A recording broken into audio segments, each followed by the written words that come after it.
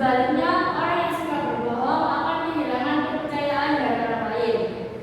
Rasulullah SAW juga mengajarkan kepada kita untuk selalu berkata jujur. Dalam hadis yang diriwayatkan oleh Imam Bukhari dan Imam Muslim yang berbunyi, "Alaikum bis-sadaqi fa inna sadaqah yahdi ala ibarat," yang artinya hendaklah kamu berlaku jujur karena kejujuran membawa kita kepada kebaikan. Dari hadis tersebut kita mengetahui bahwa kejujuran akan membawa seseorang kepada kebaikan, bahkan bisa mengantarkannya ke surga. Sebaliknya, kebohongan akan membawa seseorang kepada keburukan dan dosa.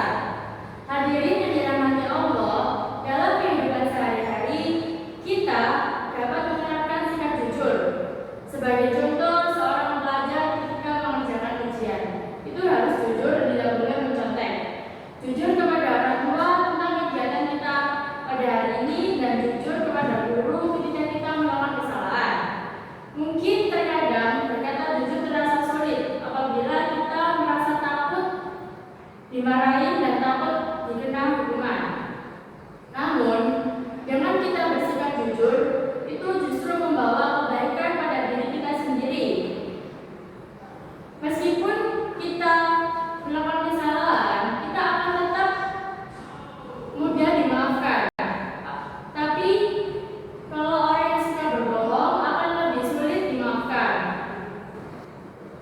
Kebohongan hanya akan membawa masalah yang lebih besar, karena orang yang sering berbohong, ketika dia melakukan kebohongan, dia akan terus-menerus berbohong demi menutupi kebohongan sebelumnya.